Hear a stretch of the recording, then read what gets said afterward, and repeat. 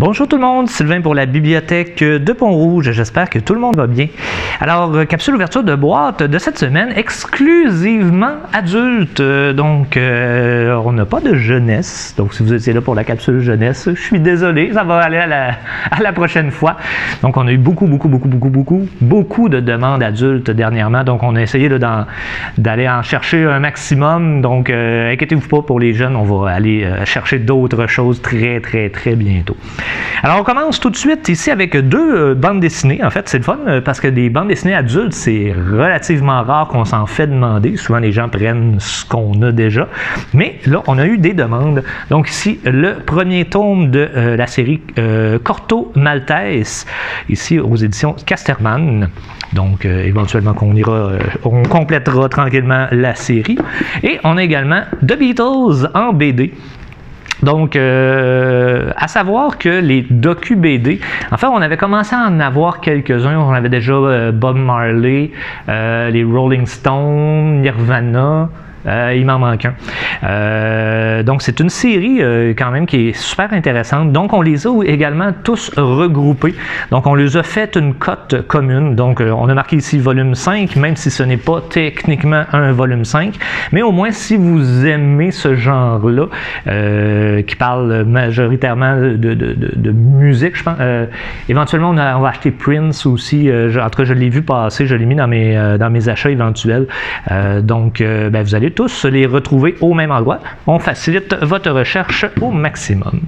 Allons-y du côté des romans. On va aller ici de Madame Claire Bergeron, Dans l'ombre de la Sainte Famia. Mafia! Je cherchais le mot famille, puis ça ne marchait pas dans ma tête. Donc, de la Sainte Mafia, ici aux éditions Druide. Des fois, quand on pense voir un mot, on essaye, on se rend compte que c'est pas ça finalement. Claude Coulombe ici, Le Chant des Bruants, le deuxième tome de la série Entre ciel et terre aux éditions JCL. On va avoir également Une femme extraordinaire de Catherine Etier aux éditions Stanké. De Dominique Fortier, Les ombres blanches aux éditions Alto. On aura également Into the Wild aux éditions 10-18, donc plus petit format.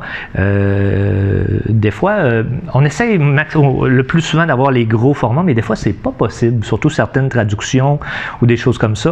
À ce moment-là, il vient juste en plus petit format. On n'a pas le choix. Si on veut avoir le texte, c'est sous cette forme-là. Mais on essaie vraiment d'aller chercher les grosses éditions.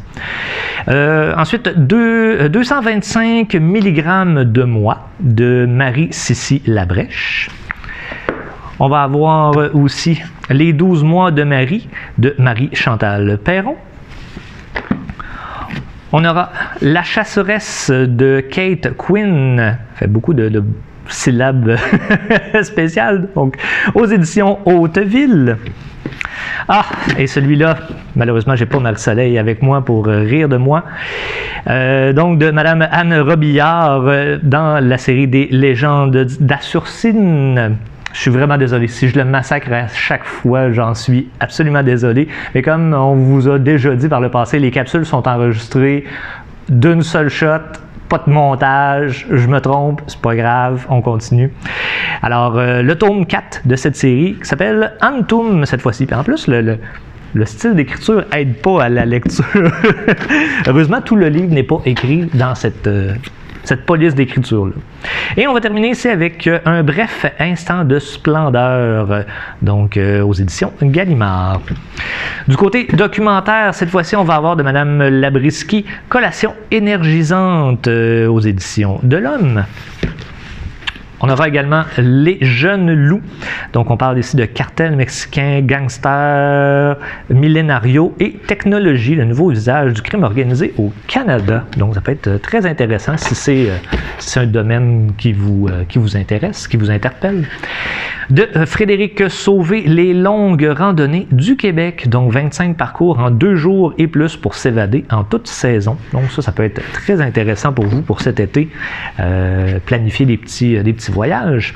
Ensuite, Pas, tout simplement. Chronique et récit d'un coureur de Yves Boisvert. Notre avant-dernier voyage aux confins de l'esprit, ce que le LSD et la psilocybine nous apprennent sur la conscience, la mort, les dépendances, la dépression et la transcendance. Ça doit être assez particulier. Et on termine avec le dernier ici, Brisé. Donc, l'histoire inspirante de Maman Caféine, de son passé marquant à sa guérison.